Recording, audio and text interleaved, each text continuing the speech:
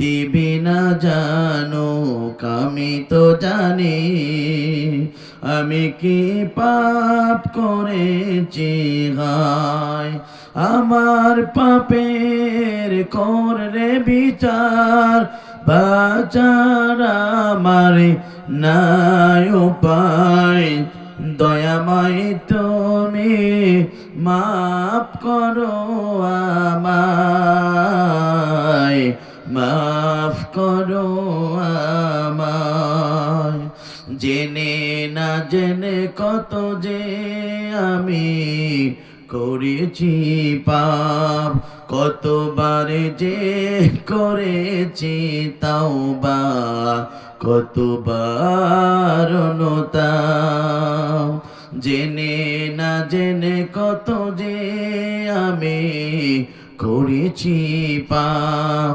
কতবার যে করেছি তাওবা কতবার অনুতাপ দুদিনই আবার সব ভুলে গিয়ে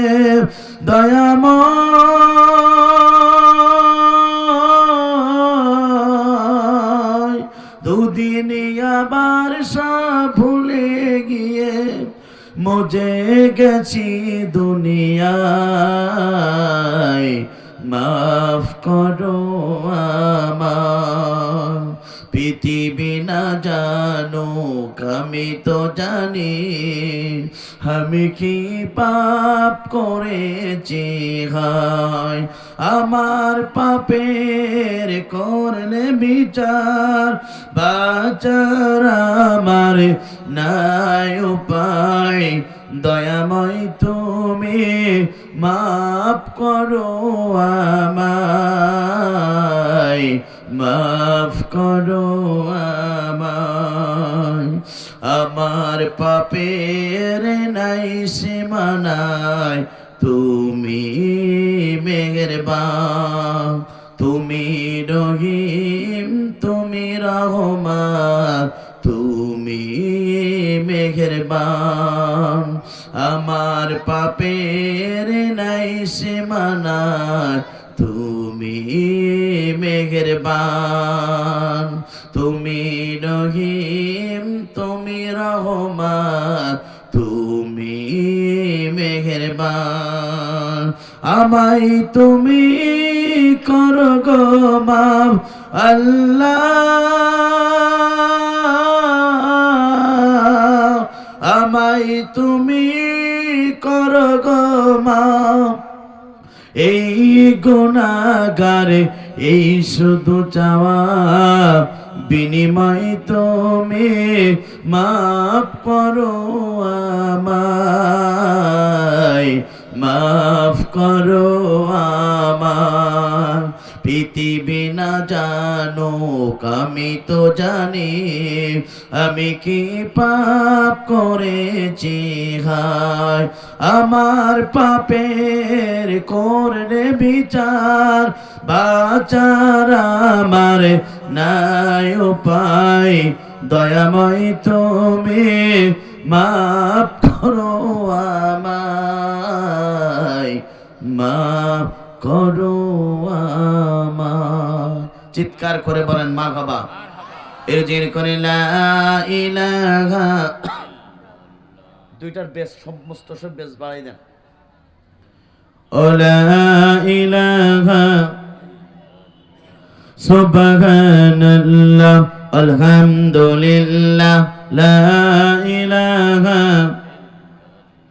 আসমানি আল্লাহ জমিনি আল্লাহ হায়াতে আল্লাহ মাউতে আল্লাহ লা ইলাহা কুরআন আমাদের সংবিধান ওরাও সবাই তার বিজয় নিশান কথা বলুন ঠিক না ঠিক আপনার আমার সংবিধানের নাম কি কারা কারা মুসলমান দুহাত তুলে আল্লাহকে দেখান আমরা জাতিতে মুসলমান আমাদের জীবন গ্রন্থ নাম আল্লাহর কোরআন আমাদের অবস্থা আল্লাহ আমাদের নেতা হচ্ছে জনাবে মুহাম্মদ রাসূলুল্লাহ সাল্লাল্লাহু আলাইহি ওয়াসাল্লাম কথা বলুন ঠিক না ঠিক আমাদের অবশ্যই আল্লাহ আমাদের নেতা হচ্ছে নবী মুহাম্মদ রাসূলুল্লাহ সাল্লাল্লাহু আলাইহি ওয়াসাল্লাম আর মুসলমানদের জীবন গ্রন্থ নামাজ আল্লাহর কোরআন। কথা বলুন ঠিক না ঠিক? কিছুদিন আগে আমরা দেখতে পেয়েছিলাম ফ্রান্সের সরকারের প্রধানমন্ত্রী ম্যাক্রো বিশ্বনবীকে কটূক্তি করেছিল। বাংলাদেশের তহুদি জনতারা টেকনাফ থেকে তেতুলিয়া, রূপসা থেকে পাথুরিয়া, সুন্দরবন থেকে বান্দরবন প্রত্যেক ট্যাঙ্কসির মুসলমানেরা মাথায় কাপড়ের কাপড় বেঁধে গোটা পৃথিবীতে বিশ্বনবীর পক্ষে স্লোগান দিয়েছিল, আমরা সেই নবীর উম্মত। কথা বলুন ঠিক না বেঠে? এখানে শেষ না বীর বন্ধুরা, আপনারা মানব বিশ্বনবী আখেরি জামানার নবী যে নবীর চেহারা দেখলে পারে এতিম সন্তানগুলো পিতা হারানোর বেদনা ভরে যেত, যে নবীর চেহারা দেখলে পারে বিধবারা তাদের স্বামী হারানোর বেদনা ভরে যেত, যে নবীর চেহারা দেখলে পারে খোদাত্ম সাহাবীগণ খোদা নেমনা হয়ে যেত। সেই নবী যখন এই জমিনে কালেমার দাওয়াত দিয়েছিল, আবু জাহেল সরকার মিথ্যা মামলা খেয়ে দীর্ঘ 29 মাস কারাবরণ করেছিল। কারারুদ্ধ অবস্থায় গাছের লতাপাতা পর্যন্ত চিবিয়ে চিবিয়ে খেয়েছে, অর্থাৎ রাসূলের প্রিয় সোনা সাহাবীগণের মহিলা সাহাবীগণের পর্যন্ত দুধগুলো শুকিয়ে গেছে। তারপর বিশ্বনবী কালেমার দাওয়াত থেকে 1 ইঞ্চি সরে দাঁড়ায় নাই। আমরা সেই নবীর উম্মত। কথা বলুন ঠিক না বেঠে? এখানে শেষ না প্রিয় বন্ধুরা, আপনারা মানব বিশ্বনবী আখিরি জামানার নবী এই জমিনে কালেমার দাওয়াত দেওয়ার কারণে ওই তায়েফের দুষ্ট যুবকেরা আল্লাহ রাসূলকে টার্গেট করে বৃষ্টির মতন পাথর মেরেছিল। পাথর আঘাত প্রাপ্ত হয়ে নবীর সমস্ত শরীর থেকে রক্ত প্রবাহিত হয়েছিল। তায়েফের ময়দানে বিশ্বনবী 3টি বেড়াদের বেহুশ হয়ে গিয়েছিল। তারপরে বিশ্বনবী কালেমার দাওয়াত থেকে 1 ইঞ্চি সরে দাঁড়ায় নাই। কথা বলুন ঠিক না ঠিক? এই জমিনে কালেমার দাওয়াত দেওয়ার কারণে আল্লাহ রাসূলের প্রিয় আল্লাহ রাসূলের মাথার হেলমেট হয়েছিল, দান্দারভাবে শহীদ করতে হয়েছিল, মাতৃভূমি ছেড়েছিল, পিতৃভূমি ছেড়েছিল। তারপরে বিশ্বনবী কালেমার দাওয়াত থেকে 1 ইঞ্চি সরে দাঁড়ায় নাই। কথা বলুন ঠিক না ঠিক? রাসূলের প্রিয় সোনা সাহাবীগণ পর্যন্ত তারা এই জমিনে কালেমার জন্য রক্ত দিয়েছে, জীবন দিয়েছে, আস্তে আস্তে বিদায় গ্রহণ করেছে। রাসূলের প্রিয় সোনা সাহাবীগণ পর্যন্ত তারা বুকে রক্ত দিলেই এই জমিনকে সিক্ত করেছে। রাসূলের প্রিয় সোনা সাহাবীগণ পর্যন্ত পাথির শক্তির কাছে 1 সেকেন্ডের জন্য মাথা নত করে নাই। আল্লামা ওয়ারাসাতুল আম্বিয়া হত্যা নবীদের উত্তরসূরি হচ্ছে হক্কানি আলেমগণ। সেই হক্কানি আলেমগণ গোটা পৃথিবীতে কালেমার দাওয়াত দিয়েছিল, ইসলামের দাওয়াত দিয়েছিল, জাতির লোকদেরকে জাহান্নাম থেকে বাঁচিয়ে আল্লাহর জান্নাতের পথের ঠিকানা ব্যবস্থা গ্রহণ করেছিল। যুগে যুগে যত ইসলাম বিরোধী কোরআন বিরোধী অর্থাৎ স্বৈরাচার ছিল, ওই ইসলাম বিরোধী কোরআন বিরোধী স্বৈরাচাররা আলেমদেরকে মিথ্যা মামলা দিয়েছে, অসংখ্য আলেমদেরকে অর্থাৎ কারাগারে নিক্ষেপ করেছে, অসংখ্য আলেমদেরকে ফাঁসির কাস্টে ঝুলিয়ে পৃথিবীর বাস্তবিদায় গ্রহণ করিয়েছে। তারপরে একজন হক্কানি আলেম পাতিল শক্তির কাছে 1 সেকেন্ডের জন্য মাথা নত করে নাই। আপনার লাগে দুঃখ লাগে প্রিয় বন্ধুরা, লক্ষ্য করুন, যিনি গোটা পৃথিবীতে 50টা বছর ধরে এই কোরআনের তাফসীর করেছিল, কাবা ঘরে 3 দিনের তাকাব করার সুযোগ পেয়েছিল, 2 রাকাত নামাজ পড়ার সুযোগ পেয়েছিল, 4 ঘন্টা কোরআনের তাফসীর শুনে হাজার হাজার ইহুদি নাস্তিকরা কালেমা পড়ে মুসলমান হয়ে গিয়েছিল। 4 তাফসীর শোনার জন্য গোটা বিশ্ববাসী এখনো পর্যন্ত কাঁদে। 4 তাফসীর শোনার জন্য এই বাংলাদেশের মুরব্বিরা পর্যন্ত এখনো তাই নামাজে পড়ে পড়ে কাঁদে। 4 জন্য গোটা বিশ্ববাসী নয়, বাংলার জমিনের তরুণ প্রজন্ম ব্যক্তিগুলো বুকে রক্ত দিলেই এই জমিনকে সিক্ত করেছে। জাতির শ্রেষ্ঠ সন্তান, জাতির শ্রেষ্ঠ তাফসীরকারক কোরআনের পাখি আল্লামা সাঈদী পর্যন্ত এই জমিনে কালেমার দাওয়াত দেওয়ার কারণে অর্থাৎ এই জালিমের জুলুমের শিকার হয়ে 13টি বছর ধরে মিথ্যা মামলা খেয়ে অন্ধপ্রকার জীবন যাপন করিয়েছে। 1 সেকেন্ডের জন্য কোরআনের পাখি আল্লামা সাঈদী পর্যন্ত মাথা নত করে না। অতএব বিশ্বনবীর মতন করে যদি আপনারা রক্ত দিতে হয়, সেই নবীর মতন করে যদি আপনারা দান্দাভাবে শহীদ করতে হয়, সেই নবীর মতন করে যদি আপনারা জমিন থেকে রক্ত ধরে, সে রাসূলের প্রিয় সোনা সাহাবীদের মতন করে যদি রক্ত দিতে হয়, জীবন দিতে হয়, বাংলাদেশের আলেমদের মতন করে যদি অন্ধপ্রকাশ আবার জীবন যাপন করতে হয়, বাংলাদেশের আলেমদের মতন করে যদি রক্ত দেওয়া লাগে, জীবন দেওয়া লাগে, ফাঁসির কাস্টে ঝোলা লাগে, কোরআনের পাখি আল্লামা সাঈদীর মতন করে যদি রক্ত দেওয়া লাগে, জীবন দেওয়া লাগে, রক্ত দেব, জীবন দেব, কোরআন সর্বদা কারা কারা তো আপনারা আল্লাহকে দেখে দেয় তারা তারা।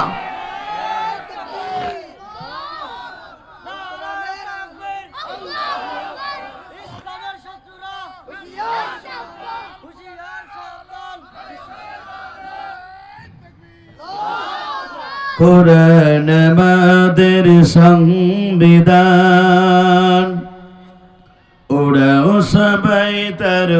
বিজয় নিশান নেতা আমাদের রাসূলুল্লাহ লা ইলাহা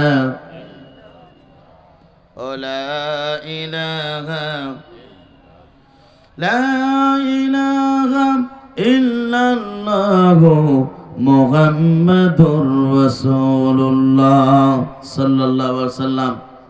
আলহামদুলিল্লাহ, বাংলাদেশের দক্ষিণ পশ্চিম অঞ্চলের অন্যতম বিভাগ খুলনা বিভাগের বাংলাদেশের প্রথম ডিজিটাল জেলা যশোর জেলার ঐতিহ্যবাহী থানা মনিরামপুর থানার ঐতিহ্যবাহী মনোহরপুর বাইতুন নূর কেন্দ্রীয় জামে মসজিদের উদ্যোগে আজকের এই বার্ষিক তাফসীর কোরআন মাহফিলের মুজ্জাজ মোহতারাম সাহেবে সদর সম্মানিত সভাপতি বয়বৃদ্ধ জ্ঞানবৃদ্ধ আলেমে দ্বীন জনাব মাওলানা আব্দুর রশিদ সাহেব, সুপার খালিয়া MH মহিলা দাখিল মাদ্রাসা ও খতিব অত্র মসজিদ আতানুল্লাহ ফি হায়াতে আমরা দোয়া করি আল্লাহ পাক সম্মানিত সভাপতিকে ইসলামের জন্য কোরআনের জন্য কবুল করুক। চিৎকার করে বলুন আল্লাহুম্মা আমিন। আজকের এই তাফসীর কোরআন মাহফিল পরিচালনা আছেন জনাব আলহাজ মোহাম্মদ আব্দুল মজিদ, সভাপতি অত্র মসজিদ। আল্লাহ পাক তাকেও কবুল করুক। চিৎকার করে বলুন আল্লাহুম্মা আমিন। আজকের এই তাফসীর কোরআন মাহফিলের আমন্ত্রিত অতিথিবৃন্দ জনাব মোহাম্মদ আবু সাইন, সহকারী অধ্যাপক, খানপুর কলেজ মনিরামপুর যশোর। আল্লাহ পাক তাকেও কবুল করুক। চিৎকার করে বলুন আল্লাহুম্মা আমিন। জনাব মোহাম্মদ আব্দুর রহমান, বিশিষ্ট ব্যবসায়ী ও সমাজসেবক, রাজগঞ্জ মনিরামপুর যশোর। আল্লাহ পাক তাকেও কবুল করুক। চিৎকার করে বলুন আল্লাহুম্মা আমিন। আলোচনা করে আপনাদেরকে ধন্য করেছেন যার কলিজার ভিতরে আল্লাহ রাব্বুল আমিন 30টা পারাকে রেকর্ড করে দিয়েছেন। এই জনপদের কৃতি সন্তান আমার বন্ধুবার হাফেজ ডাক্তার মোহাম্মদ রুস্তুম হোসাইন যশোরী। আল্লাহ পাক তার গোলামকে গোটা বাংলাদেশের প্রত্যেকটা ইঞ্চি জমিনে কোরআনে কথা বলার জন্য কবুল করুক। চিৎকার করে বলুন আল্লাহুম্মা আমিন। আলোচনা করে ধন্য করেছেন হাফেজ মাওলানা মফিজুর রহমান ফারুকি, খতিব হাওড়ভাঙ্গি জামে মসজিদ সাতক্ষীরা। আল্লাহ পাক তাকেও কবুল করুক। চিৎকার করে বলুন আল্লাহুম্মা আমিন।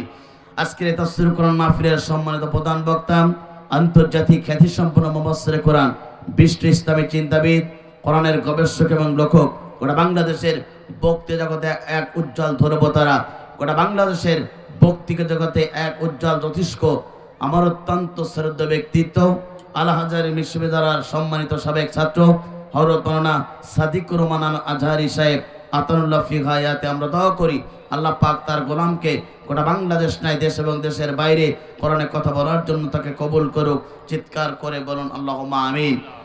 স্টেজে বসত হযরত উলামায়ে কেরাম, বিশিষ্ট ব্যক্তিবর্গ, সামনে বসত মুরব্বি কেরাম, যুবক ভাইরা, ছোট ছোট বাচ্চারা, পদ্মার আমার শিক্ষিত মা ও বোনেরা, জাতির বিবেক সাংবাদিক বৃন্দ, বাংলাদেশ সরকারের প্রশাসনের ইন্টেলিজেন্স ব্রাঞ্চের সদস্যবৃন্দ, সকলকে জানাচ্ছি হৃদয় নিংড়ানো আন্তরিক সালাম। আসসালামু আলাইকুম ওয়া রাহমাতুল্লাহি ওয়া বারাকাতুহু। সে মহান রবের দরবারে দিল খোলা শুকর আদায় করি যিনি আপনাকে আমাকে রাতের ঘুমকে হারাম করে মহাগ্রন্থ আল কোরআনুল কারীমে আলোচনা শোনার জন্য আসমানের নিচে জমিনের উপরে একখণ্ড জায়গায় একখণ্ড জান্নাতের বাগানে বসার সুযোগ দান করে যে মনিব হৃদয়ের সবটুকু আবেগ অনুভূতি দিয়ে সে মহান রবের দরবারে দিল করা শুকর আদায় করি। চিৎকার করে বলেন আলহামদুলিল্লাহ। দুরূদ এবং সালাম যাপন করি বিশ্ব মানবতার একমাত্র দিশারি, বিশ্ববিদ আপনার আমার নবী নবীদের সর্দার, যে নবী গোটা পৃথিবীতে মানুষের তৈরি করা আইনের গোলামি না করে কেবলমাত্র শুধুমাত্র একমাত্র এই জমিনে কালেমার দাওয়াত দেওয়ার কারণে, ইসলামের দাওয়াত দেওয়ার কারণে নির্যাতিত হয়েছে, নিষ্পেষিত হয়েছে, নিগৃহীত হয়েছেন, অর্থাৎ সারা শরীর থেকে রক্ত বের হয়েছে। যে নবী আপনার আমার নবী, বিশ্ব নবী, আখিরি জামানার নবী, যে নবী দেহ পর্যন্ত সাপ বিচ্ছুতে কাটতে আল্লাহ পাক হারাম করে দিয়েছিলেন, যে নবীর দেহ পর্যন্ত মশা মাছে বসতে আল্লাহ পাক হারাম করে দিয়েছিলেন, যে নবী হেঁটে গেলে আকাশের চন্দ্রগুলো অর্থাৎ ছায়া প্রদান করত, আপনার আমার নবী, বিশ্ব নবী, আখিরি জামানার নবী এই জমিনে কালেমার দাওয়াত দেওয়ার কারণে নির্যাতিত, নিষ্পেষিত, নিগৃহীত হয়েছিল। তারপরে বিশ্বনবী কালেমার দাওয়াত থেকে 1 ইঞ্চি সরে দাঁড়ায় নাই। কথা বলুন ঠিক না ঠিক?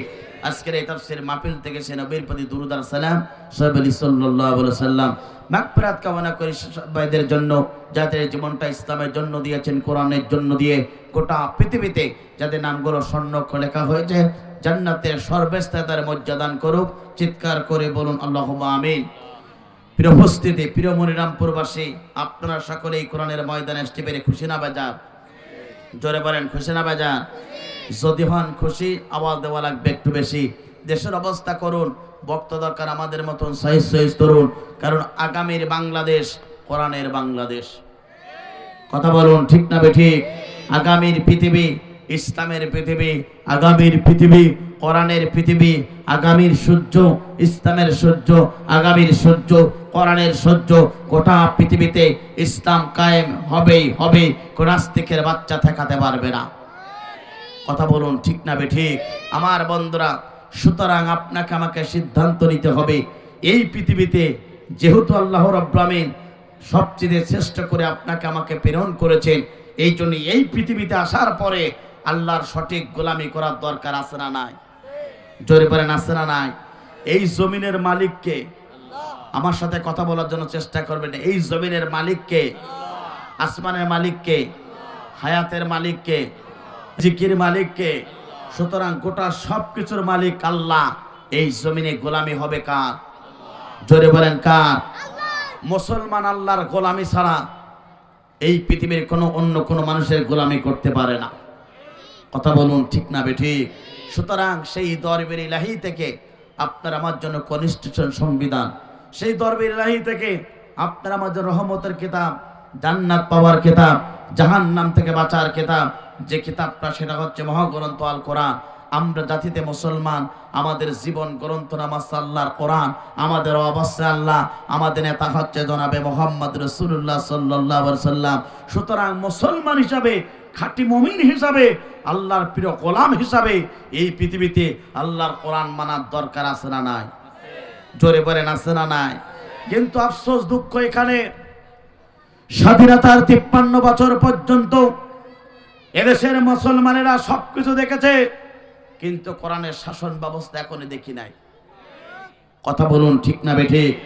কত খালা আসলো, কত ফুফু আসলো, কত চাচি আসলো, কত চাচা আসলো, তারা ইচ্ছা মতন জীবন পরিচালিত করেছে, যার কারণে মুসলমানদের মুখে 1 ইঞ্চির জন্য একটি সময়ের জন্য হাসি ফোটাতে পারে নাই। সুতরাং অশান্তিময় বাংলাদেশকে শান্তির বাণী যদি আপনি আনতে চান, কোরআন ছাড়া আসবে না, কোরআন ছাড়া আসবে না, কোরআন ছাড়া আসবে না। এই জন্য আপনাকে সিদ্ধান্ত নিতে হবে মুসলমান হিসাবে। জমিনের মালিক আল্লাহ, হায়াতের মালিক আল্লাহ, রিজিকের মালিক আল্লাহ। এক আল্লাহর গোলামি করব, এক আল্লাহর দাসত্ব মানব। এক আল্লাহর গোলামি ছাড়া কোন মুসলমান মানব রচিত আইন গ্রন্থের অর্থাৎ আইন গ্রন্থের উপরে মুসলমান মাথা নত করতে পারে না। গোলামি হবে কার? এই জমিনের মালিককে। জমিনে গোলামি হবে কার? রোজায় গোলামি করে কার? হজে গোলামি করেন কার? ওই মসজিদের মালিককে। ওখানে গোলামি করি কার? সুতরাং মসজিদ যদি আল্লাহর গোলামি করতে পারি, রোজায় যদি আল্লাহর গোলামি করতে পারি, হজে যদি আল্লাহর গোলামি করতে পারি, এই জমিনের মালিকও আল্লাহ। এই জমিনে মুসলমান আল্লাহর গোলামি করার দরকার আছে না নাই? সুতরাং এই জমিনে যারা সঠিকভাবে আল্লাহর গোলামি করবে, আল্লাহ পাক বলছেন ওই বান্দাগুলোকে আমি পছন্দ করব, মৃত্যুর পরে তাদের জন্য সবচেয়ে জান্নাতের ফেরদাউসের মেহমান করানো হবে। চিৎকার করে বলেন আল্লাহু আকবার। আমার বন্ধুরা, সুতরাং আজকে যে বিষয়ের উপর কথা বলতে চাই, এই জমিনে যারা 7টা ওয়াদা যারা পূরণ করতে পারবে, অর্থাৎ এই জমিনের মানুষগুলো যদি 8টা ওয়াদা যদি আল্লাহর ওয়াদাগুলো পূরণ করতে পারে, আল্লাহ পাক বলছেন আমি তাদেরকে ভালোবাসবো, মৃত্যুর পরে তাদের জন্য জান্নাতের ফেরদাউসের মেহমান তাদেরকে করানো হবে। চিৎকার করে বলেন আল্লাহু আকবার। সুতরাং মৃত্যুর পরে কারা কারা জাহান্নামে যাবেন হাত তুলে একটু আল্লাহকে দেখান। হ্যাঁ, কেউ জাহান্নামে যেতে চান না? তো অনেকে আছে নামাজ পড়ে না, ও তো জান্নাত প্রত্যাশী, ওর কপালে কি জান্নাত জুটবে? যে নামাজ পড়ে না তার ঈমান নাই, আর যার ঈমান নাই সে আল্লাহর জান্নাত প্রাপ্তি হবে না। কথা বলুন ঠিক না বেঠিক? সুতরাং আপনি আমি মৃত্যুর পরে এবার কারা কারা জান্নাতে যেতে চায়, দুহাত তুলে আল্লাহকে দেখিয়ে দেয়। লিল্লাহে তাকবীর, লিল্লাহে তাকবীর। হাত নামান। তাহলে মৃত্যুর পরে আমরা আল্লাহর জান্নাত পেতে চাই। কথা বলুন ঠিক না বেঠিক? আমার বন্ধুরা, সেই বিষয়ের উপর আলোচনা করব।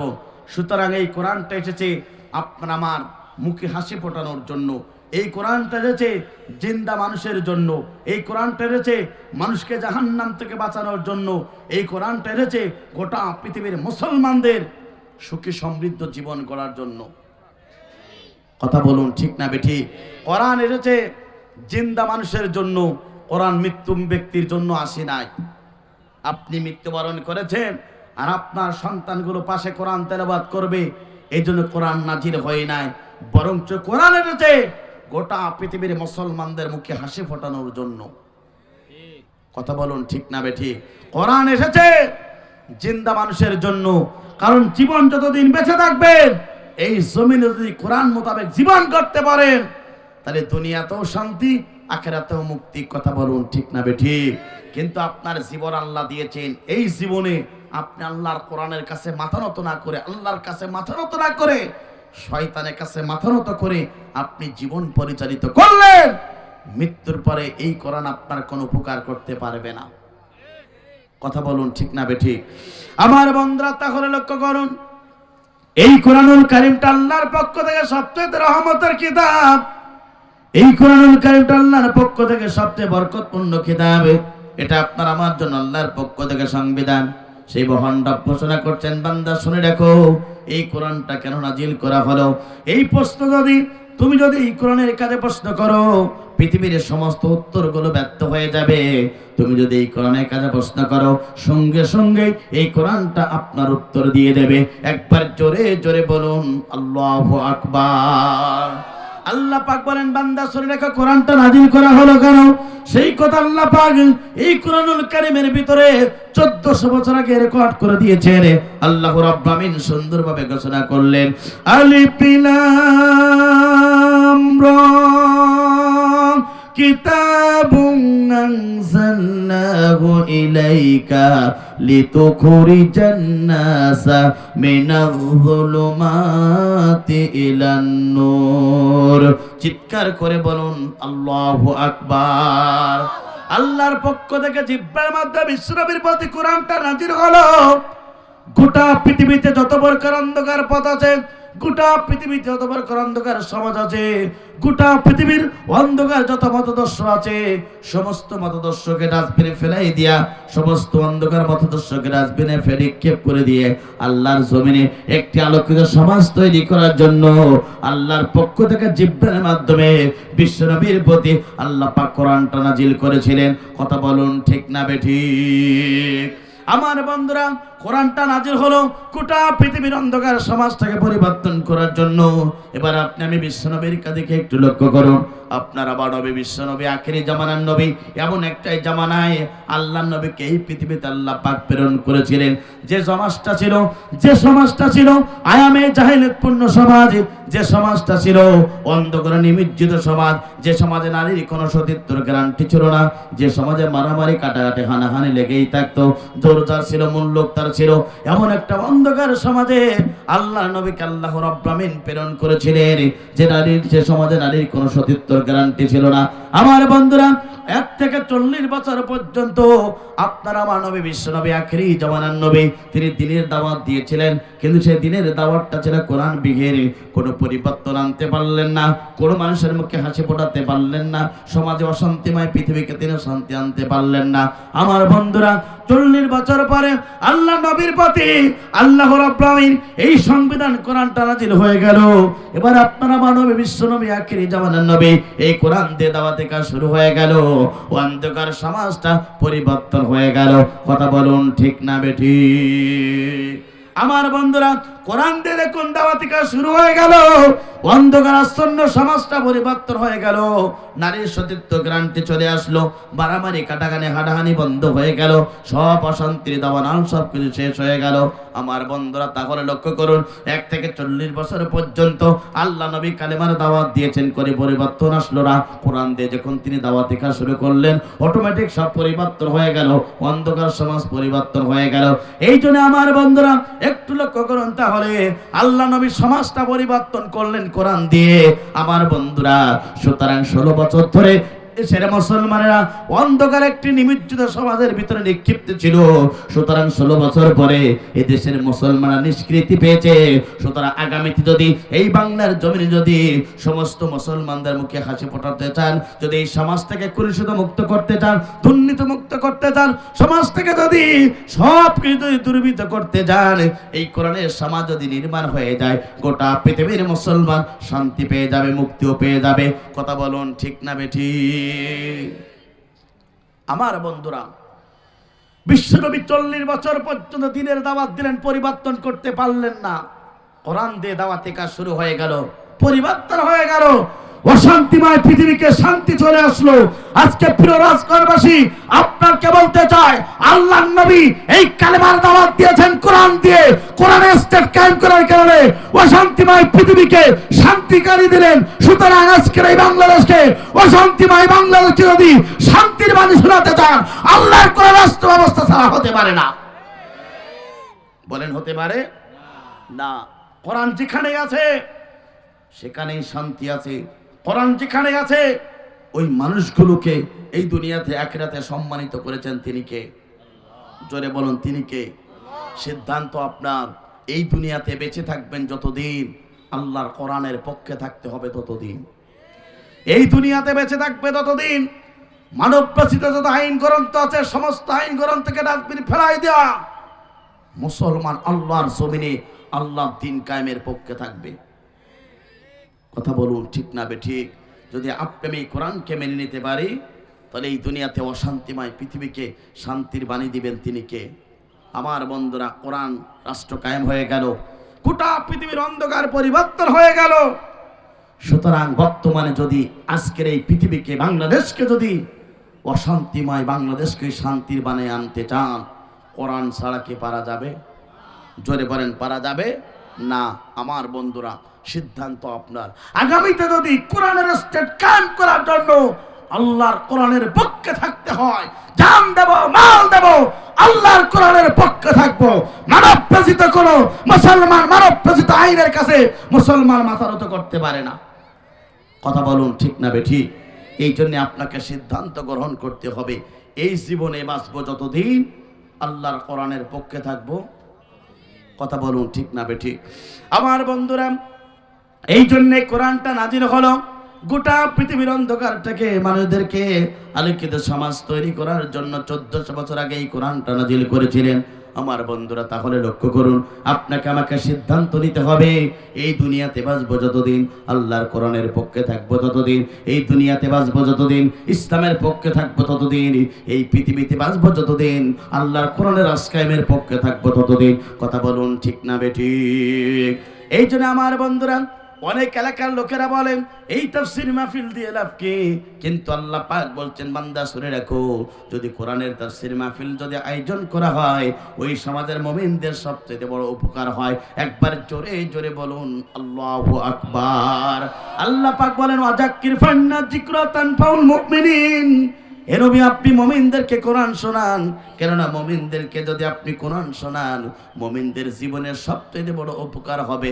একবার জোরে জোরে বলুন আল্লাহু আকবার। আমার বন্ধুরা, এই জন্যে মুমিনদের কোরআন শোনালে মুমিনদের উপকার আছে না নাই? জোরে বলেন আছে না নাই? যারা দূর দূরান্ত থেকে আজকে এই তাফসীর মাহফিলে এসেছেন, রাসূল বলছেন তাদরুসুল মিসাতি মিনাল লাইলি, যারা 1 ঘন্টা কোরআনের জন্য ব্যয় করবে, 60 বছর নফল ইবাদত করলে যে পরিমাণ সওয়াব হয়, 1 ঘন্টা কোরআনের জন্য ব্যয় করলে সেই পরিমাণ সওয়াব আপনার আমল নামায় লেখা হয়। চিৎকার করে বলেন আল্লাহু আকবার। সুতরাং 60 বছর বাঁচবেন কারা কারা? দুহাত তুলে আল্লাহকে দেখিয়ে দেন তারা তারা। দুনিয়ার সব কিছুর গ্যারান্টি দেওয়া যায়, জীবনের কোনো গ্যারান্টি নাই। কথা বলুন ঠিক না বেঠিক? দুনিয়ার সব কিছু গ্যারান্টি দেওয়া যায়, দুনিয়ার জীবনের কোনো গ্যারান্টি নাই। কিন্তু এই জমিনে অসংখ্য দায়িত্বশীল ব্যক্তিরা ছিল, জালিম ছিল।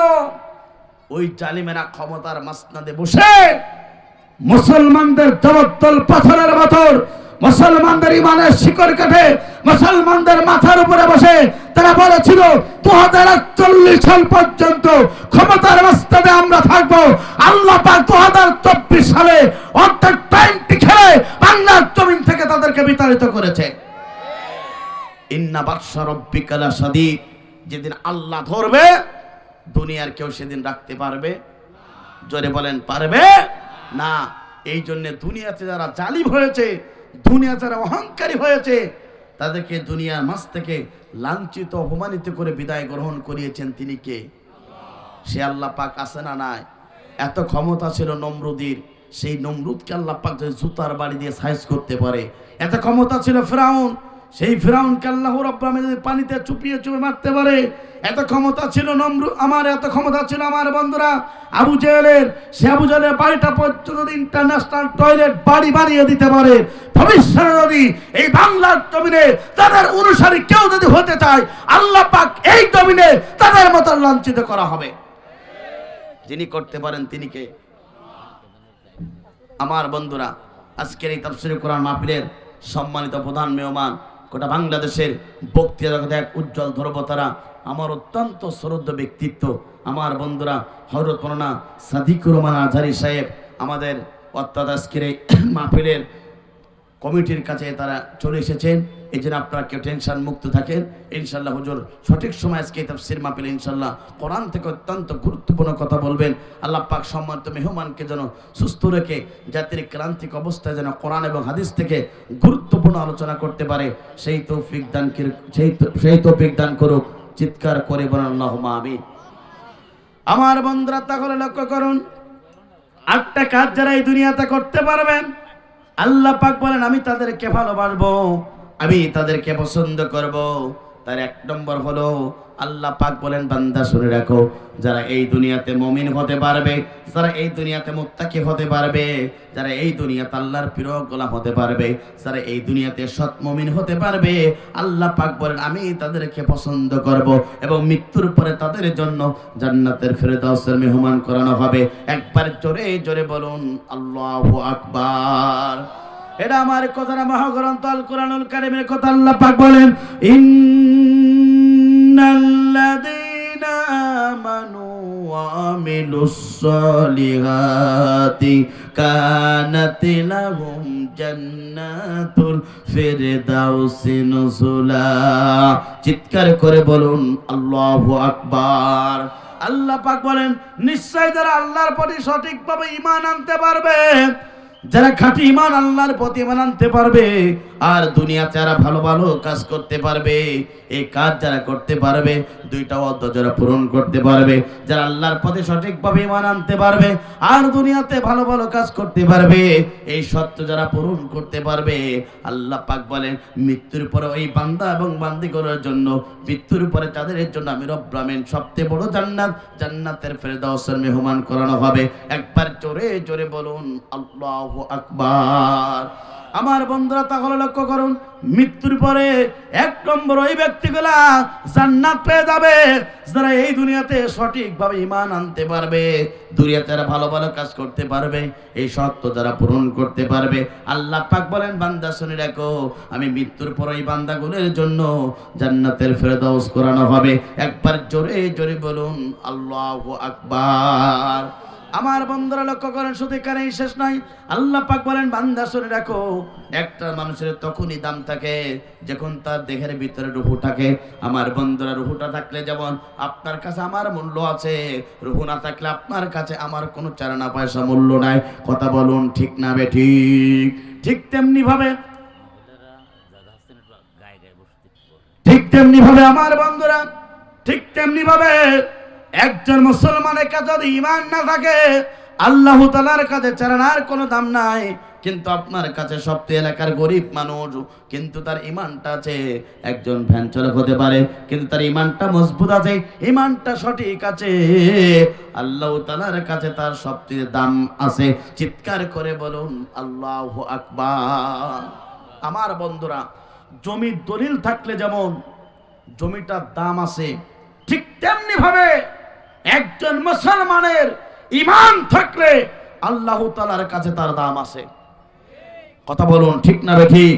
এই ঈমানের জন্য রাসূলের প্রিয় সাহাবায়ে কেরামরা তারা রক্ত দিয়েছেন, জীবন দিয়েছেন, হাসতে হাসতে বিদায় গ্রহণ করেছেন ঈমানের দাবিতে বিশ্বাস স্থাপন করার কারণে। রাসূলের প্রিয় সাহাবীগণ পর্যন্ত তারা বুকে রক্ত ঢেলে জমিনকে সিক্ত করেছে। একজন রাসূলের প্রিয় সাহাবী ঈমান থেকে 1 ইঞ্চি সরে দাঁড়ায় না। কারণ ঈমান থাকলে জান্নাত দেবেন তিনি কে? কোন বেঈমান আল্লাহর জান্নাত পাবে? জোরে বলেন পাবে না। কোন বেঈমান আল্লাহর জান্নাত পাবে না। জান্নাত পাবে তারা দুনিয়াতে ঈমান নিয়ে মৃত্যুবরণ করতে পারবে যারা। আপনি বাংলাদেশের সবচেয়ে কোটিপতি থাকলেন, কিন্তু মৃত্যুর সময় আপনার মৃত্যুটা বেঈমান হিসেবে মৃত্যুবরণ করলেন, আল্লাহ তাআলার কাছে আপনার কোনো মূল্য নেই। কিন্তু আপনি এলাকার সবচেয়ে গরিব মানুষ, ভ্যান চালক, মৃত্যুর সময় ঈমান গ্রহণ করে ঈমান নিয়ে মৃত্যুবরণ করতে পারলেন, আল্লাহ তাআলার কাছে আপনার দাম আছে না নাই? জোরে বলেন আছে না নাই?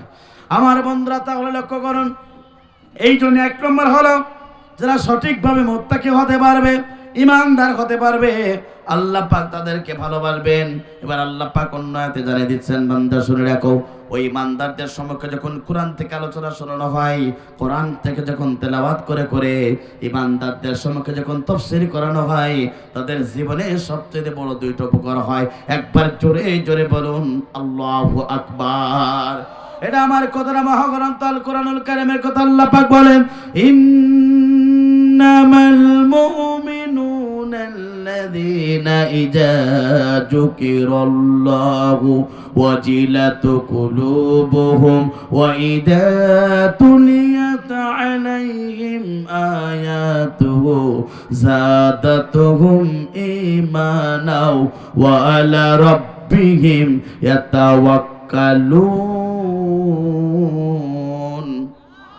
আল্লাহ পাক বলেন, মুমিন তো তারা, ঈমানদার তো তারা, ওই ঈমানদারদের সম্মুখে যখন কোরআন থেকে তাফসীর শোনানো হয়, ঈমানদারদের সম্মুখে যখন কোরআন থেকে আলোচনা শোনানো হয়, ঈমানদারদের সম্মুখে যখন রাসূলের জীবন থেকে আলোচনা শোনানো হয়, ঈমানদারেরা যখন কোরআনের মাহফিলে বসে থাকে, 1 নম্বর উপকার হলো সুপেশারে মনোযোগ সহকারে তারা যদি কোরআনের ময়দানে বসে থাকে আর কোরআনের তাফসীর শুনে, আমার বন্ধুরা, আস্তে আস্তে করে তাদের ঈমানটা বৃদ্ধি পেয়ে যায়।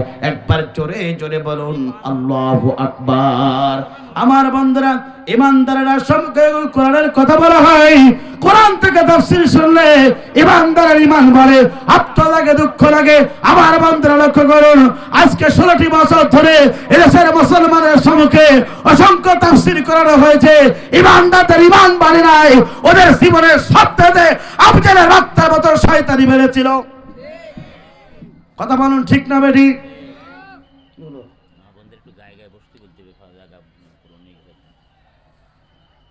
আলহামদুলিল্লাহ, পুরুষ প্যান্ডেলে জায়গা ফাঁকা আর মা বোনদের জায়গা হয় না। কথা বলুন ঠিক না বেঠি? এই জন্য আমার শ্রদ্ধা মা বোনদেরকে লক্ষ্য করে বলতে চাই, আপনাদের জীবনটা ধন্য। আপনারা সব জায়গায় বেশি, যেখানে যায় তখন আপনাদের জায়গা হয় না, সেখানে আপনারা বেশি আছেন। আলহামদুলিল্লাহ, এটা হচ্ছে বাংলাদেশের বক্তাদের আলোচনা ইউটিউবে যাবার কারণে এদেশের মা বোনেরা তরকারি কোটে, রান্না করে, ধান বাড়ি দেয়, সেখানেও পর্যন্ত মা বোনেরা আলোচকদের আলোচনা শুনে শুনে সমস্ত কাজ করে। এই জন্য আজকের এই তাফসীর মাহফিলে আমার অসংখ্য মা বোনেরা এসেছেন। মা বোনদেরকে লক্ষ্য করে বলতে চাই, আজকে মা বোনদের প্যান্ডেলটা কানায় কানায় পরিপূর্ণ হয়েছে। আমার শ্রদ্ধা মা বোনেরা, আপনি একটু এগিয়ে আসুন আর আপনার বোনদেরকে বসার একটু সুযোগ করে দেন। আজকে যদি আপনি আপনার বোনকে একটু বসার সুযোগ করে দিতে পারেন, কিয়ামতের ময়দানে আল্লাহ পাক আপনাকে জান্নাতের সবচেয়ে 1 বিঘা নাই 10 বিঘা জায়গা আল্লাহ পাক বরাদ্দ করে দিতে পারে। কথা বলুন ঠিক না ঠিক? এই জন্য মা বোনদেরকে লক্ষ্য করে বলতে চাই, আপনারা এগিয়ে গিয়ে বসুন আর জিকির করি লা ইলাহা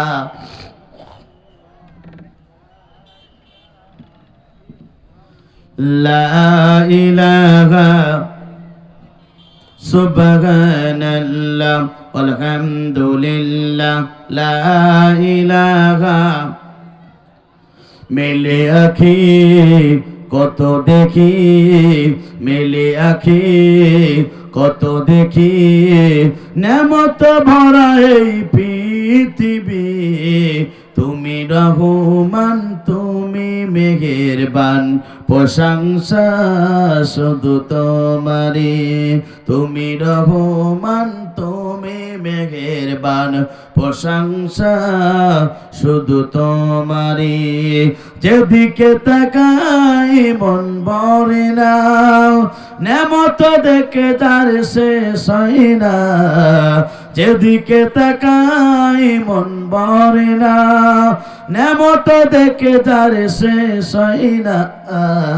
সবুজ শ্যামল ফুল ফসল, সবুজ শ্যামল ফুল ফসল ভরে দিয়েছো এই পৃথিবী। তুমি রহমান তুমি মেহেরবান, প্রশংসা শুধু তোমারই। চিৎকার করে বলেন আল্লাহু আকবার। আমার বন্ধুরা, তাহলে ইমানদারদের সম্মুখে কোরআনের কথা বলা হলে এক নম্বর ইমানদারদের ইমান বেড়ে যায়। দ্বিতীয় নম্বর উপকার হলো ওই ইমানদারেরা দুনিয়ার কোনো জালিমের কাছে মাথা নত করে না। ওই ইমানদাররা দুনিয়ার কোনো স্বৈরাচারের কাছে মাথা নত করে না।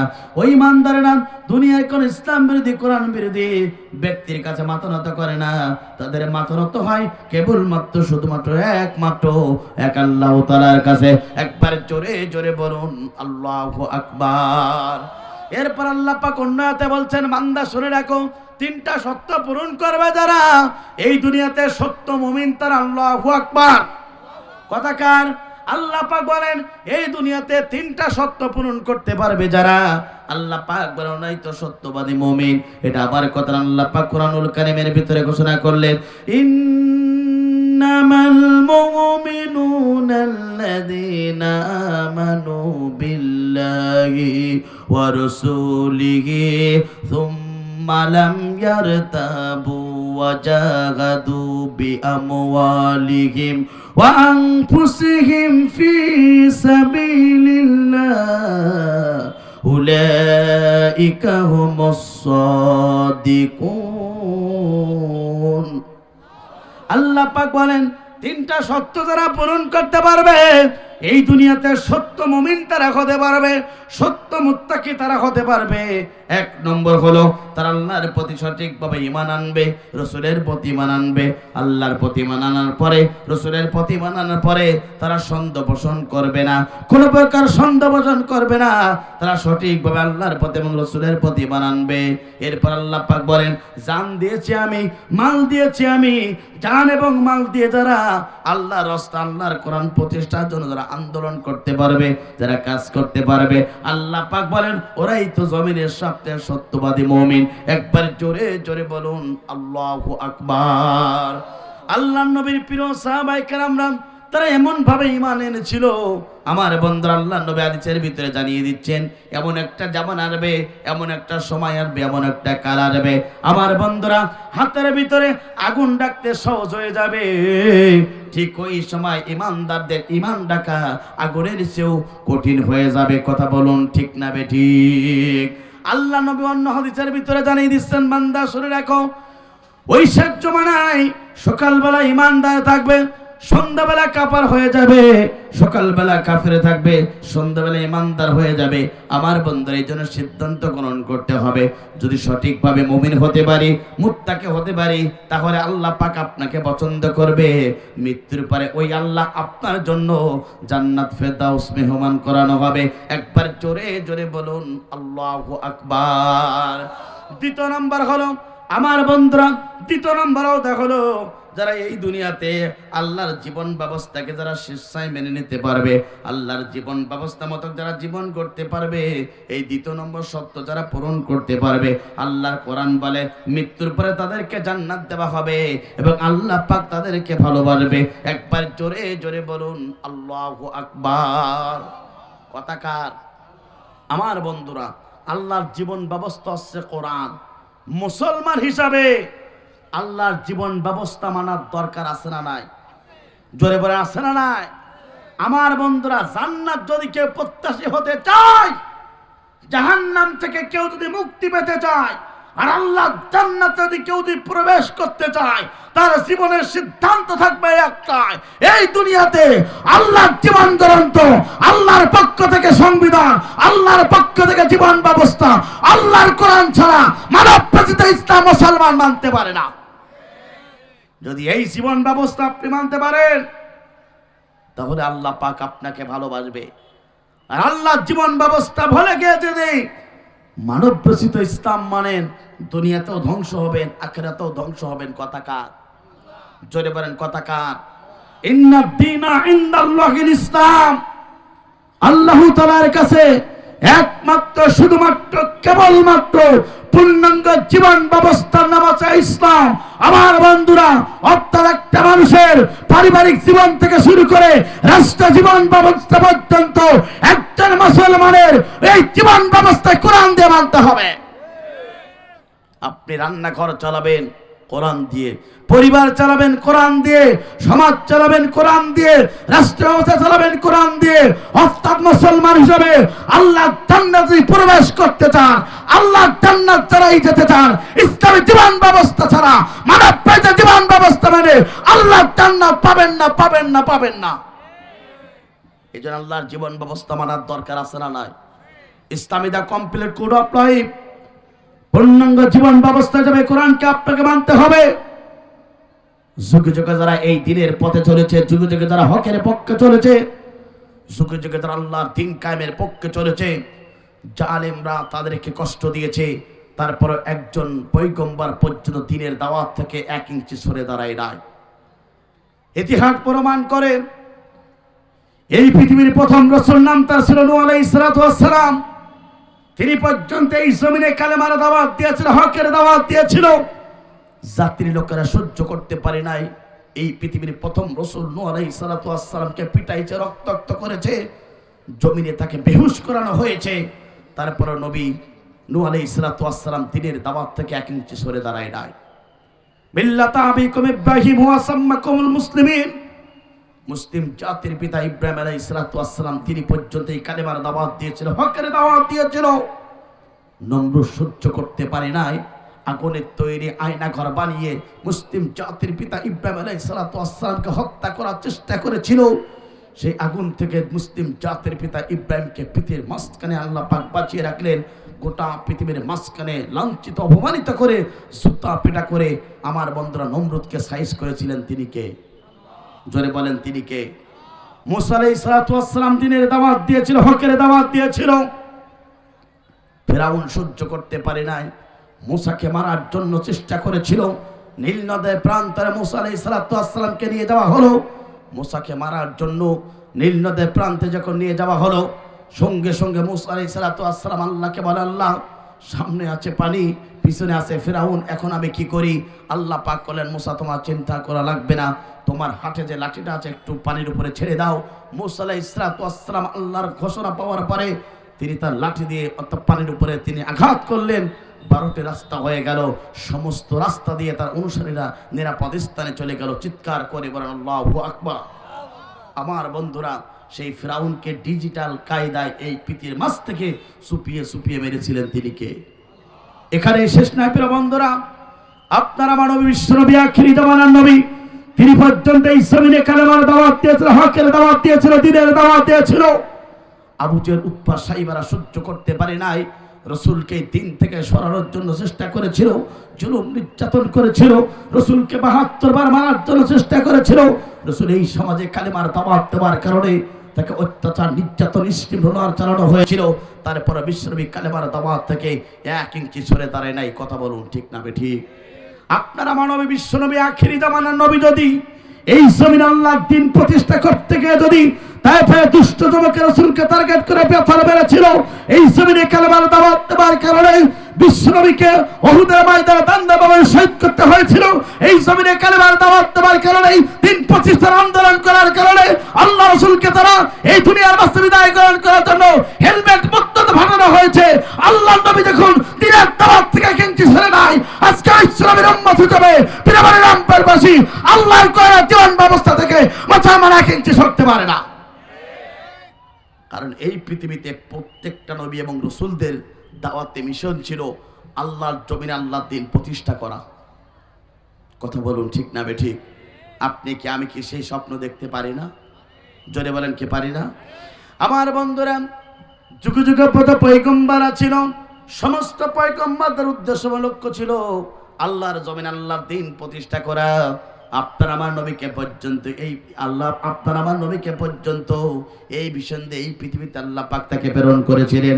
আল্লাহ পাক তার রাসূলকে বলেছিলেন, এ নবী তোমার চিন্তা করা লাগবে না, আমার পক্ষ থেকে সংবিধান যাবে, আমার পক্ষ থেকে কনস্টিটিউশন যাবে। সুতরাং তোমার নবীর দায়িত্ব এবং কর্তব্য হলো দুনিয়ার সমস্ত জীবন ব্যবস্থাকে ডাস্টবিনে ফেলাই দিয়া আল্লাহর জমিনে আল্লাহর দ্বীন প্রতিষ্ঠার কাজ তোমাকে করা লাগবে। একবার জোরে জোরে বলুন আল্লাহু আকবার। এটা আমার কথা না, মহাগ্রন্থ আল কোরআনুল কারীমের কথা। আল্লাহ পাক বলেন, হুয়াল্লাযী আরসালা রাসূলাহু বিল হুদা ওয়া দীনিল হক লিইয়ুযহিরাহু আলাদ-দীনি কুল্লিহি ওয়া লাহু কারিহাল মুশরিকুন। আল্লাহ পাক বলেন, তিনি তো সেই সত্তা যিনি তার রাসূলকে সত্য জীবন ব্যবস্থা দিয়ে এই পৃথিবীতে আল্লাহ পাক রাসূলকে প্রেরণ করেছিলেন। এ নবী তোমার দায়িত্ব এবং কর্তব্য হলো আল্লাহর জমিনে এই দ্বীনের কথা বলবে, আল্লাহর জমিনে এই দ্বীন প্রতিষ্ঠার কথা বলবে। আল্লাহর জমিনে মানব জীবন ব্যবস্থা আছে, সমস্ত জীবন ব্যবস্থাকে ডাস্টবিনে ফেলাই দিয়া আল্লাহর জমিনে এই দ্বীন প্রতিষ্ঠার জন্য এ নবী আপনাকে প্রেরণ করা হয়েছে। সমাজে যখন এই দ্বীনের দাওয়াত নবী দেবে, ওই কাফের মুশরিকরা তখন তোমার প্রতি অসন্তুষ্ট হবে, তোমার কিছু যায় আসে না, তুমি তখনও পর্যন্ত দ্বীনের দাওয়াত দিতেই থাকবে। একবার জোরে জোরে বলুন আল্লাহু আকবার। আমার বন্ধুরা, আপনার আমার নবী বিশ্ব নবী, আখিরি জামানার নবী, এই জমিনে কালেমার দাওয়াত দেওয়ার কারণে ইসলাম প্রতিষ্ঠা করতে গিয়ে কত জুলুমের শিকার হয়েছে, নির্যাতনের শিকার হয়েছে। একটিবারের জন্য একটু লক্ষ্য করুন, আপনার আবার নবী বিশ্ব নবী, আখিরি জামানার নবী, যে নবীর চেহারা দেখলে পারে এতিম সন্তানগুলো পিতা হারানোর বেদনা ভরে যেত, যে নবীর চেহারা দেখলে পারে বিধবারা তাদের স্বামী হারানোর বেদনা ভরে যেত, যে নবীর চেহারা দেখলে পারে ক্ষুধার্ত সাহাবীগণ ক্ষুধা নিবারণ হয়ে যেত। ওই নবী যখন এই দুনিয়াতে কালেমার দাওয়াত দিয়েছিল, ইসলামের দাওয়াত দিয়েছিল, আবু জেহেল সহ্য করতে পারে নাই, আবু জেহেল তাকে মারার জন্য চিন্তা করেছিল। আমার বন্ধুরা, আপনার আমার নবী বিশ্ব নবী, আখিরি জামানার নবী, তার চাচা মৃত্যুবরণ করেছে। আমার বন্ধুরা, স্ত্রী পর্যন্ত খাদিজা দ্বীনের জন্য সবচেয়ে অর্থনৈতিকভাবে সহযোগিতা করেছে। খাদিজাও পর্যন্ত দুনিয়ার মাঝ থেকে বিদায় গ্রহণ করেছে। রাসূলের আপন চাচা আবু তালেব পর্যন্ত দুনিয়ার মাঝ থেকে বিদায় গ্রহণ করেছে। দুইজন প্রিয়তম ব্যক্তি দুনিয়ার মাঝ থেকে বিদায় গ্রহণ করলো। মনটা পর্যাপ্ত পরিমাণ খারাপ। আল্লাহ নবী একটু সান্ত্বনা পাওয়ার জন্য কাবার চত্বরে চলে আসলেন। চিন্তা করলেন, 2 রাকাত নামাজ পড়ে আমি আল্লাহর কাছে দোয়া করতে চাই। কাবার চত্বরে আল্লাহ নবী চলে আসলেন। আমার বন্ধুরা, কাবার চত্বরে আসার পরে বিশ্বনবী সুন্দরভাবে উজু করলেন। উজু করার পরে কাবার চত্বরে নামাজের জন্য দাঁড়িয়ে গেল। আমার বন্ধুরা, ওই কাবার চত্বরে আবু জেহেল, উতবা, সাইবা সহ 7 জন টাটকা কাফের তারা ষড়যন্ত্র বইটাকে লিপ্ত হয়েছিল। আমাদের শত্রু হচ্ছে সবচেয়ে এই সমাজের মোহাম্মদকে যদি বিদায় গ্রহণ করানো যায়, তাহলে এই সমাজ আমরা ডিজিটাল কায়দায় যেভাবে চালাবো, এই দেশের মানুষ ঠিক এইভাবে চলবে। আমার বন্ধুরা, এই চিন্তা, এই মিটিং, এই ষড়যন্ত্র করতে করতে হঠাৎ করে আবু জেহেল দেখলেন কাবার চত্বরে আব্দুল্লাহর বেটা মোহাম্মদ একা একা নামাজ আদায় করে। সঙ্গে সঙ্গে আবু জেহেল বললেন, ও আমার সবচেয়ে অনুসারীরা, তোমরা শুনে রাখো, সুবর্ণ সুযোগ, মোহাম্মদকে যদি বিদায় গ্রহণ করানো যায় তাহলে এককভাবে আমরা এই দেশটা চালাতে পারবো। সঙ্গে সঙ্গে আবু জেহেল বললেন, কে আছে দুনিয়াতে র্যাঙ্কিং পাওয়ার জন্য মোহাম্মদকে মারতে পারবে? আমি তার দুনিয়াতে সবচেয়ে র্যাঙ্কিং বাড়িয়ে দেব। 7 জন কাফেরের ভিতরে একজন কাফের ছিল, নাম তার ছিল উকবা ইবনে আবি মুঈত। উকবা ইবনে আবি মুঈত বললেন, নেতাজি চিন্তা করা লাগবে না, আপনি কর্মসূচি দিয়ে দিন, আমি কাফের উকবা ইবনে আবি মুঈত সঙ্গে সঙ্গে সেটা সুন্দরভাবে পালন করে দেব। আমার বন্ধুরা, সঙ্গে সঙ্গে উকবা ইবনে আবি মুঈত যখন এই কথা বললেন, সঙ্গে সঙ্গে আমার বন্ধুরা আবু জেহেল বললেন, উকবা ইবনে আবি মুঈত তুমি চিন্তা করো না, যাও যাও যাও, এমন একটি জায়গায় 3 দিন পূর্বে একটা উট মারা হয়েছে, উটের সমস্ত নাড়ি ভুঁড়িগুলা একত্রিত করা হয়েছে, সমস্ত উটের নাড়ি ভুঁড়িগুলা তুমি কাঁধে করে নিয়ে এসে মোহাম্মদ, আব্দুল্লাহর বেটা মোহাম্মদ যখন আমার বন্ধুরা যে সময় সে শেষ অবস্থায় থাকবে, সঙ্গে সঙ্গে সমস্ত নাড়ি ভুঁড়ি পর্যন্ত তার পিঠের উপরে চাপাই দেওয়া হবে। মোহাম্মদ আস্তে আস্তে করে দুনিয়ার মাঝ থেকে বিদায় গ্রহণ করবে, কোনো সাক্ষী থাকবে না, আমরা এই দেশ যেভাবে চালাবো সেভাবেই চলবে। কথা বলুন ঠিক না বেঠিক? আমার বন্ধুরা, এই কথা যখন বললেন উকবা ইবনে আবি মুঈদ নেতার কথা শুনে দৌড় একটা দিলেন, উটের নাড়ি বুড়ির কাছে চলে গেলেন, সমস্ত উটের নাড়ি বুড়ি পর্যন্ত নিজেই বহন করলেন, বহন করে নিয়ে আসলেন কাবার চত্বরে বসে। আপনার আমার নবী, বিশ্ব নবী, আখিরি জামানের নবী সিজদারত অবস্থায় ছিলেন। সমস্ত নাড়ি বুড়ি পর্যন্ত আল্লাহ নবীর পিঠের উপরে চাপাই দেওয়া হলো। যখনই চাপাই দেওয়া হলো, আল্লাহ নবী, আপনার আমার বিশ্ব নবী, আখিরি জামানের নবী সিজদা থেকে উঠতে পারে না, বুকের কলিজা পর্যন্ত শুকিয়ে যাওয়ার মতো হলো, দুইটা চক্ষু রক্তিম বন্ধ হয়ে গেল। আমার বন্ধুরা এই দৃশ্য যখন দেখার পরে 7 জন কাফের তারা কাবার চত্বরে হাসাহাসি শুরু করে দিল। 7 জন কাফের তারা কাবার চত্বরে মিষ্টি বিতরণ করা শুরু হয়ে গেল। আজ বাংলার মুসলমান তারা দেখেছে নবীওয়ালা কাজ যারা এই সমাজে করেছে, রাসূলের হক নেতৃত্ব যারা এই সমাজে প্রতিষ্ঠার জন্য আন্দোলন করেছে, ওই কোরআনের পাখিদেরকে মিথ্যা মামলা দিয়ে অন্ধপরকে ঢুকে দেখুন ফাঁসির রাশি দেখুন ছড়ানো হলো। অসংখ্য মুসলমানের সন্তান তারা এই সমাজ আনন্দ করেছিল, মিষ্টি বিতরণ করেছিল। কথা বলুন ঠিক না বেঠিক? কাবার চত্বরে বিশ্বনবীকে মানার জন্য পিঠের উপরে নারী বলি চাপানো আছে, তার আনন্দ উপভোগ করা শুরু হয়ে গেল। এই হাদিসটা যিনি বর্ণনা করেছেন শাইখুল হাদিস আমার বন্ধুরা মজদুম আনেমেদ্দিন জসিমউদ্দিন রহমানের লেখা দিন কায়েমের সঠিক পথ। এই বইয়ের ভিতরে হাদিসটা ইনক্লুড করা হয়েছে। অর্থাৎ রাসূলের প্রিয়তম সাহাবী আব্দুল্লাহ ইবনে মাসউদ রাদিয়াল্লাহু তাআলা তো বর্ণিত, তিনি দেখলেন এই দৃশ্য, চলে গেলেন রাসূলের কলিজার টুকরা ফাতেমার বাড়ির দিকে। ফাতেমাকে বললেন, ও ফাতেমা, তোমার বাবার কষ্ট হয়, তোমার বাবার পর্যাপ্ত পরিমাণ কষ্ট হয়। ও ফাতেমা, তুমি তোমার বাবাকে যদি বাঁচাতে চাও, ফাতেমা বাড়িতে আর দেরি করো না, তাড়াতাড়ি কাবার চত্বরে চলে যাও। ফাতেমার সঙ্গে সঙ্গে পদ্মা সহকারে চলে গেলেন কাবার চত্বরে। গিয়ে দেখলেন নিজের বাবার পিঠের উপরে উঠেন নারী বলে চালানো হচ্ছে, পর্যাপ্ত বলে নবীর কষ্ট হয়। ফাতেমার সঙ্গে সঙ্গে সমস্ত উটের নারী বুড়ি পর্যন্ত সরিয়ে দেওয়া হলো। আমার বন্ধুরা, আল্লাহ নবী সিজদা থেকে উঠলেন, কলিজার টুকরা ফাতেমা বিশ্বনবীকে ডেকে বললেন, ও আমার আব্বা জান, জন্মের পূর্বে আপনি আপনার বাবাকে হারিয়েছেন, একটি বারের জন্য আপনি আপনার বাবাকে দেখতে পারেন নাই। জন্মের পরে আপনি আপনার মাকে হারিয়েছেন, মা বলে কোনোদিন ডাকতে পারেন নাই। ও আমার আব্বা জান, ফাতেমাকে আপনি মা বলে ডেকেছেন, আপনার জবান থেকে একটি বারের জন্য শুনতে চাই কেন তারা আপনাকে মারতে চায়। সঙ্গে সঙ্গে বিশ্বনবী আপনারা মনে বললেন, ও ফাতেমা, তারা কেন আমাকে মারতে চায় তুমি শোনো না। সঙ্গে সঙ্গে ফাতেমা বললেন, বাবা, আপনি কি তাদের সম্পদ দিয়েছেন? রাসূলুল্লাহ সাল্লাল্লাহু আলাইহি সাল্লাম বললেন, না বাবা, আমি তাদের সম্পদ নেই নাই। আপনি কি তাদের ঘর বাড়ি জ্বালিয়েছেন? সঙ্গে সঙ্গে রাসূল বললেন, না মা, আমি তাদের ঘর বাড়ি জ্বালাই নাই।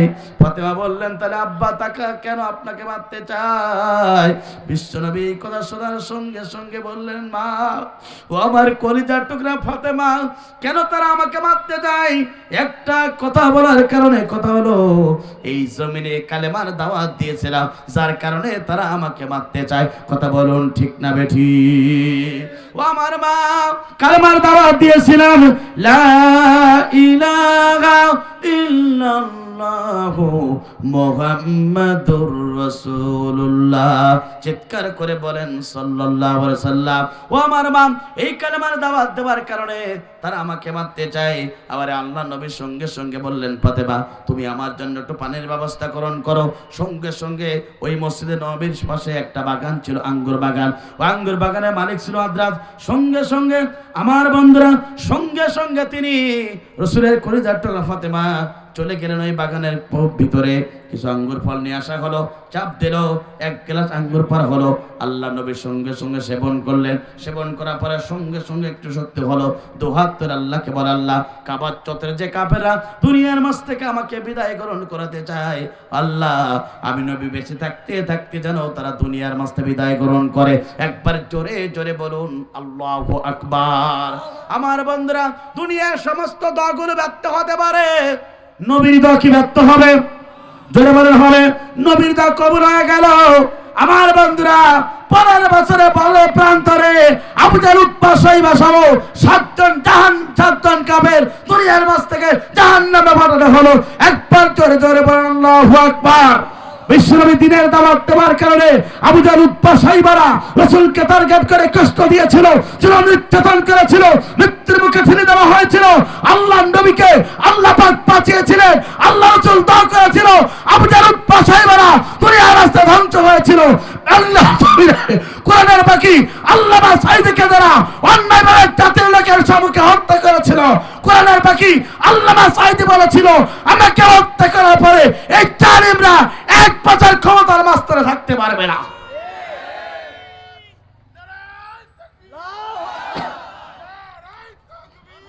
আমার বন্ধুরা, আল্লাহ নবী দোয়া করেছিলেন এই কাফেররা ধ্বংস হয়েছিল। জাতির শ্রেষ্ঠ সন্তান, গোটা পৃথিবীর সম্পদ, কোরআনের পাখি আল্লামা সাঈদী দোয়া করেছিল ওই জালেমরা লেজ গুটিয়ে অর্থাৎ বিদেশের বুকে পালিয়ে গেল। কথা বলুন ঠিক না বেঠিক? সুতরাং নবীওয়ালা কাজ যারা করেছে, তাদেরকে যারা জুলুম করেছে, নির্যাতন করেছে, ইস্তিমরুল চালিয়েছে, ওই জালেমরা টিকে থাকতে পারে নাই। ভবিষ্যতে যদি এই বাংলার জমিনে আলেম বিদ্বেষী হন, কোরআন বিদ্বেষী হন, ইসলাম বিদ্বেষী হন, মসজিদ মাদ্রাসা বিদ্বেষী হন, বাংলার জমিনের মুসলমানের রক্ত থাকতে কাউকে ছাড় দেবে না। কথা বলুন ঠিক না বেঠিক? আমার বন্ধুরা, রাসূল দুনিয়ার মাঝ থেকে খাদিজার জন্য, আয়েশার জন্য দোয়া করেছেন। রাসূলের প্রিয় সাহাবায়ে কেরামরা তারাও দিনের জন্য রক্ত দিয়েছেন, জীবন দিয়েছেন। খাব্বাব খুবাইব পর্যন্ত রক্ত দিয়েছেন, জীবন দিয়েছেন, ফাঁসির কাস্টে ঝুলেছে। রাসূলের প্রিয় সোনার সাহাবীদের দেহের গোশতগুলো টপ টপ করে জমিনে পড়েছে, তারা দিনের রাস্তা থেকে 1 ইঞ্চি সরে দাঁড়ায় নাই। আপনি আমি কি এই সমাজের ভিতরে আল্লাহর জমিনে আল্লাহর দিন প্রতিষ্ঠা করতে গিয়ে যদি জুলুম নির্যাতন আসে, আপনি আমি কি এই কোরআনের পক্ষে থাকতে রাজি আছেন কিনা? কারা কারা রাজি আছেন? দুহাত তুলে এবার আল্লাহকে দেখা। লিল্লাহি তাকবীর, লিল্লাহি তাকবীর। আমার বন্ধুরা, আমার বন্ধুরা, নবীর প্রিয় সাহাবায়ে কেরামরা তারা দিনের জন্য কষ্ট করেছেন। খাব্বাব খুবাইব, আমর ইবনুল জুমুহ, এরপরে মুসাব ইবনে উমাইর রাদিয়াল্লাহু তাআলা আনহু, তারা জীবন দিয়েছেন, রক্ত দিয়েছেন, তারা দিনের পথ থেকে সরে যায় নাই। কথা বলুন ঠিক না বেঠিক? 3 নম্বর পয়েন্ট হলো, যারা এই দুনিয়াতে আল্লাহর জন্য ব্যবসা করবে, আল্লাহ পাক বলছেন মৃত্যুর পরে আমি রব্বুল আমিন তাদেরকে ভালোবাসবো, তাদের জন্য জান্নাতের ফেরদাউসের মেহমান করানো হবে। চিৎকার করে বলেন আল্লাহু আকবার। দুনিয়াতে ব্যবসা করতে চায় কার জন্য? কথা বলুন কার জন্য? আল্লাহ পাক সূরা সফের ভিতরে বলেছেন, হে বান্দারগণ, আমি কি তোমাদের এমন একটা ব্যবসার সন্ধান দেব না যে ব্যবসা করলে তোমরা কঠিন জাহান্নাম থেকে মুক্তি পেয়ে যাবে, আল্লাহর জান্নাতে প্রবেশ করতে পারবে। সেটাও তোমরা আল্লাহর প্রতিভা আনবে, রাসূলের প্রতিভা আনবে, জান এবং মাল দিয়ে তোমরা আল্লাহর জমিনে আল্লাহর দিন প্রতিষ্ঠার সংগ্রাম করার দরকার আছে না নাই? আমার বন্ধুরা, আজকের এই তাফসীর মাহফিল হচ্ছেন, সুতরাং আল্লাহর জমিনে যারা আল্লাহর দিন প্রতিষ্ঠা করতে গিয়ে যারা জান দেবে, মাল দেবে, বিনিময়ে আল্লাহ পাক তাদের জন্য জান্নাত দিবে। এরপর আল্লাহ পাক উন্নয়তে বলছেন, বান্দা শুনে রাখো, আমি মুমিনদের জান এবং মালের বিনিময়ে তাদের জন্য জান্নাত বরাদ্দ করব। একবার জোরে জোরে বলুন আল্লাহু আকবার। আমার বন্ধুরা, শুধু এখানে শেষ নয়, আল্লাহ নবীর কাছে একজন সাহাবী আসলেন, এসে বললেন, ইয়া রাসূলুল্লাহ, হাবিবাল্লাহ, আমি যদি আমার প্রিয় সম্পদটা আল্লাহর রাস্তায় ব্যয় করতে পারি, তাহলে কি আমি জান্নাত পেতে পারি কিনা জানতে চাই। আল্লাহ নবীর প্রিয় সাহাবী যখন এই কথা বললেন, আল্লাহ নবী বললেন, ও প্রিয় সাহাবী শুনে রাখো, তুমি তোমার প্রিয় সম্পদটা যদি আল্লাহর রাস্তায় যদি ব্যয় করতে পারো, আমি নবী বলছি মৃত্যুর পর আল্লাহ পাক তোমার জন্য জান্নাত বরাদ্দ করবে। একবার জোরে জোরে বলুন আল্লাহু আকবার। সঙ্গে সঙ্গে নবীর প্রিয় সাহাবী বাড়ি থেকে প্রত্যাবর্তন করলেন, স্ত্রীকে জিজ্ঞাসা করলেন, স্ত্রী, নবীর কাছ থেকে এই কথা এসেছে। স্ত্রী বললেন, ও আমার স্বামী, প্রিয়তম স্বামী, তুমি আর দেরি করো না, আমাদের প্রিয় সম্পদটা আল্লাহ রাস্তায় দান করে দাও, বিনিময়ে আমরা জান্নাত পেয়ে যাব। সেটা হলো আমার প্রিয়তম স্বামী, শুনে রাখো, মসজিদে নবীর সম্মুখে 360টা খেজুর গাছের বাগান আছে, আল্লাহ রাস্তায় জান্নাতের জন্য ওয়াকফ করে দেন আল্লাহ নবীর কাছে। একবার জোরে বলেন আল্লাহু আকবার। আমার বন্ধুরা, এই জন্য সঙ্গে সঙ্গে নবীর কাছে ওই সাহাবী আছে সমস্ত খেজুর গাছ রক্ষা করে দিলেন। বিশ্বনবী বললেন, সাহাবী সরে ডাকো, তুমি এবং তোমার স্ত্রী জান্নাতে প্রবেশ করতে পারবে। আমার বন্ধু, আল্লাহর কোরআন বলে ওই ব্যক্তি ততক্ষণ পর্যন্ত মুমিন হতে পারবে না যতক্ষণ পর্যন্ত তার প্রিয় সম্পদটাকে আল্লাহর রাস্তায় ব্যয় না করতে পারবে। আমার বন্ধুরা, প্রিয় রাজগাছবাসী, প্রিয় মনোহরবাসী, আপনাদেরকে বলতে চাই, মনোহরপুর বায়তুন নূর কেন্দ্র মসজিদের উদ্যোগে আজকের একদিন বিশাল তাফসীর মাহফিল। আমার বন্ধুরা, মসজিদের উন্নয়ন করবে আজকের এই তাফসীর মাহফিল আয়োজন করছে এলাকাবাসী এবং যুব সমাজ। এই জন্য আমার বন্ধুরা, অনেকের বাবা চলে গেছে, অনেকের মা চলে গেছে, অনেকের আত্মীয় স্বজন দুনিয়ার মাঝে বিদায় গ্রহণ করে মন মাটির নিচে চলে গেছে। বাবা বলে ডাকতে পারেন না, মা বলে ডাকতে পারেন না। বাবা যদি বেঁচে থাকতেন মায়ের জন্য খরচ করা লাগতো, মা বাবার জন্য খরচ করা লাগতো। মা বাবা অনেকের চলে গেছেন। আমার বন্ধুরা, সেই মা বাবার জন্য কোন ব্যক্তি আছেন হুজুর আজকের এই তাফসীর মাহফিলে, আল্লাহর কোরআনের তাফসীর মাহফিলে মসজিদের জন্য আমি দান করতে চাই, আমার মা বাবার জন্য একটু দোয়া করে দেবেন। আমার বন্ধুরা, একটু চিন্তা করেন, আপনার বাবা চলে গেছে, আপনার